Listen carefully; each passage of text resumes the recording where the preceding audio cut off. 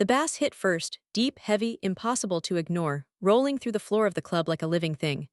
Lights cut through the smoke in sharp colors, glassware clinked, laughter rose and fell, and money moved the way it always did here, loudly. This was the kind of place where people came to be seen, where names mattered, where status decided who stood in line and who walked straight in. She arrived without noise. No dramatic entrance. No entourage. Just a woman in a simple dark outfit, standing still for a second near the edge of the room, watching. Her posture was relaxed, her expression unreadable. To anyone else, she looked like she had wandered into the wrong world. That's when he noticed her. He was already drunk on attention before the alcohol even touched him. Surrounded by people who nodded too much and laughed too fast, he owned the center of the VIP section like it belonged to him. Expensive watch. Open collar. The kind of confidence that came from never being challenged. His eyes swept the room, then stopped on her. "Well, this place is getting generous tonight," he said loudly, not bothering to lower his voice. "They're letting just anyone in now," a few people laughed. Not because it was funny, but because laughing was safer. She didn't react, didn't flinch, didn't even look embarrassed. She simply met his eyes for a brief second, then looked away as if he were background noise. That bothered him. He stood up, swaying slightly, and pointed at her with his glass. "Hey, do you even know where you are?" His voice carried, slicing through the music just enough to draw attention. "This isn't a charity club." More laughter. Phones came out. Someone whispered, "This is about to get messy." The woman took a slow breath. Still calm, still silent. He smirked, mistaking her composure for fear. "Figures," he said. A nobody trying to blend in with people way out of her league. That word nobody hung in the air. For a split second, something shifted. A server nearby froze mid-step. One of the security guards glanced toward the manager's booth instead of moving forward. It was subtle, almost invisible, but the room felt tighter somehow. She finally turned fully toward him. Not angry, not offended, just attentive. "You should be careful," she said quietly. She didn't raise her voice, but somehow it cut through the noise better than shouting. "This place doesn't tolerate disrespect." He laughed, loud and sharp. "You're telling me about this place." He leaned closer, lowering his voice just enough to sound threatening. "I've had people thrown out for less than your face." The crowd leaned in. Everyone loved a public takedown, especially when they thought they knew how it would end. She looked around the club then, slowly, like someone counting exits. The lights reflected in her eyes, steady and calculating. "I believe you've confused access with ownership," she said. That earned another round of laughter. Someone clapped. But the narrator in your head, the one that senses when things are about to go wrong, would have noticed the way the manager stopped smiling. The way security didn't move. The way the music suddenly felt too loud. Because that insult hadn't landed on a nobody. It had landed on the one person in the room who could end his night and his future with a single sentence. And she was just deciding how. He expected her to shrink back. That's what always happened. People like him spoke and the room bent to listen. But she didn't step away. She didn't apologize. She didn't explain herself. She did nothing. And that silence unsettled him more than any argument could have. Around them, the club kept moving, music thumping, lights flashing, but a small, invisible circle had formed. People were pretending not to stare while staring anyway. The kind of moment everyone sensed might turn ugly or unforgettable. "You hear me?" He said, irritation creeping into his voice now. "I asked you something." She looked at him again slowly, as if truly seeing him for the first time. Not the watch, not the crowd around him, just him. Her gaze wasn't impressed. It wasn't intimidated either. It was almost curious. "I heard you," she replied. That was it. 2 words, calm, controlled. He scoffed. "Then answer." Instead, she glanced past him, toward the bar, then toward security. Not urgently, not nervously.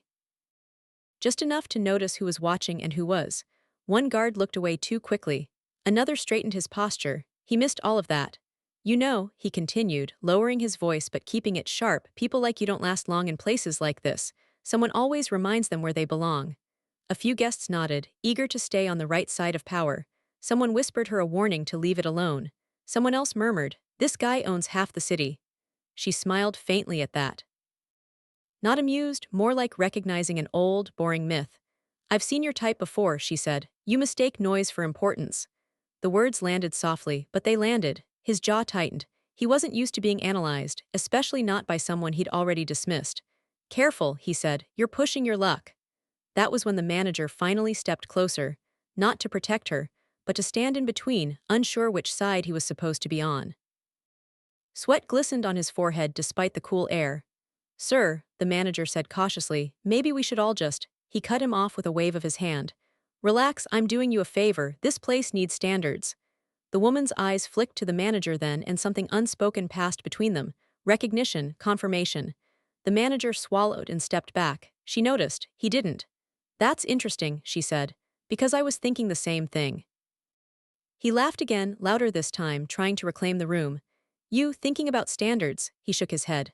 Listen, before you embarrass yourself further, why don't you just walk out? I won't even call security. For the first time, her expression changed not to anger but to resolve, like someone who had made a decision. Don't, she said. Don't what? He snapped. Don't pretend you're in control, she replied. You gave that up the moment you opened your mouth. A hush rippled outward.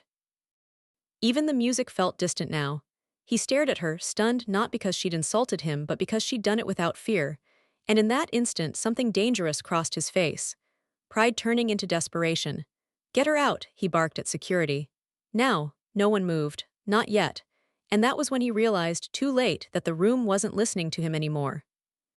He turned in a slow circle, waiting for the familiar response. Boots stepping forward, hands on shoulders, the quiet authority of security doing what money told it to do. That was how it always went. He pointed, people moved. He complained, doors opened or closed. Power had trained him well, but the seconds stretched. Security stood still. One guard avoided his eyes. Another shifted his weight but didn't advance. The hesitation was small, almost polite, but to a man like him, it felt like betrayal. What are you waiting for? He snapped. Did you not hear me? The nearest guard cleared his throat. Sir, maybe let's slow this down. Slow this down? The phrase hit him harder than any insult. He laughed sharply, turning back to the woman as if she were responsible for this glitch in reality. You see that? He said to her. You're causing confusion. She tilted her head slightly. No, she said. I'm revealing it. Crowd had grown quieter now, curiosity overpowering the music. People sensed they were witnessing something rare, when confidence met resistance and didn't immediately win. You really think you're special, he said, stepping closer, invading her space. Let me explain something to you. Places like this survive because of people like me. I spend more in one night than you probably make in a year. A few guests nodded again, grateful for a familiar hierarchy being restated. She didn't step back. And yet, she said evenly, you're still a guest. That word landed wrong. Guest, temporary, replaceable. His smile faded. Watch your mouth. Why? She asked. Does the truth make you uncomfortable? A murmur rippled through the onlookers. Someone whispered, who is she? Another said, this is getting bad. He felt it slipping. The room, the energy, the unspoken agreement that he mattered more. So he did what men like him always did when challenged. He escalated. You know what? He said loudly. Done playing around. He pointed at her again, his hand shaking just enough to notice. You don't belong here and I'm making sure you never come back. The irony hovered thick in the air. The manager took a step forward again, voice tight. Sir, please. I said enough, he roared, slamming his glass down. This club wouldn't exist without people like me. That was when she finally sighed, not in defeat, in disappointment. She looked around once more, this time deliberately. At the staff, at the guards. At the bartender who'd stopped pouring drinks. At the manager whose hands were clenched at his sides. Then she looked back at him. You really believe that, don't you? She said. That money makes you permanent. He opened his mouth to fire back, but she raised a hand gently, not commanding, not aggressive, just certain. Before you say another word, she continued, you might want to ask yourself why no one is moving. He glanced around again. This time he couldn't ignore it. Birds weren't waiting for him, they were waiting for her. A cold flicker of doubt crept into his eyes. What's that supposed to mean? She didn't answer immediately. Instead, she reached into her pocket and pulled out her phone. No rush, no drama, just a single tap on the screen. Across the room, the manager's phone vibrated. He looked down and went pale. The manager stared at his phone like it had just delivered a death sentence. The color drained from his face so fast it was impossible to miss now. He looked up at her, then back at the screen, then swallowed hard. Yes, he said quietly into the phone. Yes, I understand. He hung up and stood there, frozen, as if deciding which direction would hurt less. The man noticed. Of course he did. He always noticed when attention shifted away from him. What's going on? He demanded. Why are you just standing there? The manager didn't answer right away. His eyes flicked to the woman again, searching her face for permission. She gave a small nod. Barely visible. Enough. Sir, the manager said, his voice suddenly formal. There's been a misunderstanding. The man laughed in relief. Finally, good, get her out. The manager took a breath. No, that single word cracked something. The room went silent in a way music couldn't fix. Even the bass seemed to fade, as if the club itself was listening. No, the man repeated. Excuse me, the manager straightened his jacket. Sir, I'm going to have to ask you to step back. A sharp intake of breath rippled through the crowd. Someone gasped. Someone else whispered, "Oh my God." The man's face twisted in disbelief. "You've lost your mind," he said. "Do you have any idea who I am?" "Yes," the manager replied, "and that's the problem." The woman said nothing. She didn't need to. Her presence alone now felt heavier, anchored like the center of gravity had shifted toward her. "This is ridiculous," the man snapped, scanning the room for support. "Someone say something." No one did. Security finally moved, but not toward her. They positioned themselves subtly behind him, not touching, not threatening, just close enough to make a point. His confidence began to unravel. "You can't do this," he said, the edge gone from his voice now. "I bring clients here, investors, influencers. You think banning me won't hurt you?" The woman finally stepped forward. Just one step. But it closed the distance in a way that made him instinctively lean back. "This club was hurting long before tonight," she said calmly. "You just never noticed." He stared at her, searching her face for a crack, a bluff, a clue that this was all some elaborate joke. "Who are you?" he asked. She met his gaze, unflinching. "Someone who doesn't need to announce herself." The manager cleared his throat. "Sir," he said, louder now, "effective immediately, your access to this establishment is revoked." The word revoked echoed. "What?" the man barked. "You don't have that authority." The manager hesitated, then said the words carefully. "I do when it comes directly from ownership." The crowd erupted into whispers. Ownership. Phones came up again, this time not for mockery but for proof. The man's eyes snapped back to her. "Ownership," he repeated, a nervous laugh escaping him. "That's not funny." She looked at him almost kindly. "I'm not joking." For the first time that night, fear crept into his expression, because deep down he felt it now. This wasn't a confrontation anymore. It was a verdict waiting to be read. He shook his head, forcing a laugh that came out thin and uneven. "No, no, that's impossible," he said. "I know the owners, I've met them, you're lying." The woman didn't argue. She didn't need to. Instead, she looked toward the bar and made a small, precise gesture with her fingers, something so subtle most people missed it. But the head bartender saw it immediately. He straightened, wiped his hands on a towel, and nodded once. The screens above the bar changed. Music cut mid-beat.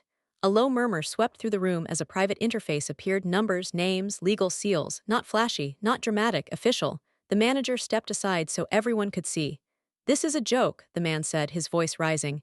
"You think a screen proves something?" The woman finally spoke again, her tone steady. "Those documents do." The manager found his voice. "She is the majority owner of this club and its parent company," he said. "Has been since before opening night." The words hit like a punch. The laughter died instantly. The crowd leaned in, hungry now, not for humiliation but for confirmation. "No," the man whispered, his mouth dry. This doesn't make sense." She watched him the way one might watch a storm collapse in on itself. "It doesn't have to make sense to you," she said. "It just has to be true." He tried to recover, straightening his shoulders, forcing confidence back into his stance. "Fine," he said quickly. "If that's the case, then this is just a misunderstanding." He smiled, fake and desperate. "Let's forget it, drinks on me." No one laughed. "You called me a nobody," she replied, publicly. "So," he snapped, "people say things, you can't be this sensitive." She tilted her head. "Sensitivity isn't the issue. Pattern is." She turned slightly so others could hear. "This isn't the first time you've spoken to staff or guests this way. It's just the first time you did it to someone who could answer back." The manager nodded. Security's posture tightened, his breathing quickened. "You're overreacting," he said. "You ban me, you'll regret it. My network alone." "I've reviewed your network," she interrupted gently, "and I'm comfortable without it." That was when the final piece of his control shattered. "You can't do this," he shouted. "I'll sue, I'll destroy this place." She didn't raise her voice, she didn't even look angry. "You're done here," she said. The manager inhaled sharply. "Sir, effective immediately, you are permanently banned from this venue and all affiliated locations." Permanent. The word echoed louder than the music ever had. Security stepped in, hands firm but professional. The man struggled, rage spilling over into humiliation. "You'll regret this," he yelled as he was guided away. "You have no idea who I am." She watched him go, calm as ever. "I do," she said quietly. "And that's why you're leaving." As the doors closed behind him, the club slowly breathed again. But nothing felt the same. Because everyone there had just learned a lesson they would never forget. For a few seconds after the doors shut behind him, no one spoke. It was as if the club itself needed time to process what had just happened. Then the music started again, lower at first, cautious, as though the DJ wasn't sure whether it was allowed to breathe. People stared at her now. Not openly, not rudely, but with the kind of curiosity usually reserved for legends you don't expect to meet in real life. Some looked embarrassed. Others looked impressed. A few looked afraid. She ignored all of it. She turned to the manager. "Make sure he's removed from the system," she said. "Face recognition, guest lists, partners, I don't want mistakes." "Yes," the manager replied immediately. "All locations, all of them." That word carried weight. And everyone heard it. The manager nodded and hurried off, already on his phone. Security dispersed, returning to their posts, but their respect was obvious now. Straighter backs, quieter movements. She exhaled slowly, like someone setting something heavy down. A server approached her hesitantly. "Ma'am, I'm sorry, we didn't know." She met the server's eyes. "You don't owe me an apology," she said, "but you should never feel small in your workplace. Not here."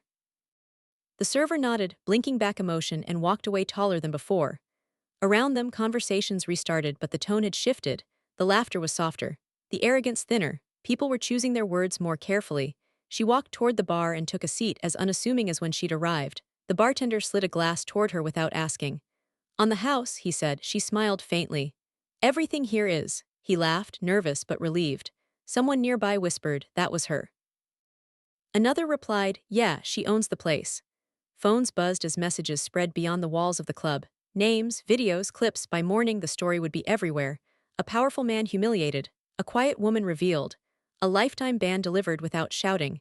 She knew all of that, and she didn't care. To her it was finished the moment the doors closed. She stood up, smoothing her jacket, and looked around one last time. This place wasn't just glass and music and money. It was a responsibility, a statement. Before leaving, she gathered the staff briefly. "No speeches. No drama. Respect is non-negotiable," she said simply. "Anyone who forgets that doesn't belong here, that includes guests." Heads nodded. No one questioned it. She walked out through a side exit, unnoticed by most of the crowd. No spotlight, no applause, just the quiet certainty of someone who never needed permission to be powerful. And inside the club, long after she was gone, people kept glancing at the doors, half expecting her to return, half hoping they'd never give her a reason to. By morning, the story had escaped the walls of the club. It started small, blurry videos sent in private group chats, voice notes filled with disbelief. Then names were added, screenshots, context. By noon, it had a headline in every circle that mattered. "A powerful man removed. A lifetime ban." A woman no one had recognized until it was too late. People argued over the details, but the ending stayed the same. He lost. His phone didn't stop ringing, but the tone had changed. Calls weren't invitations anymore, they were questions. Some weren't even answered. Meetings were postponed.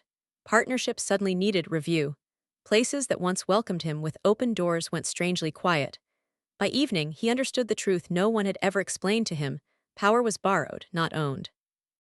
Meanwhile, she went on with her day like nothing extraordinary had happened.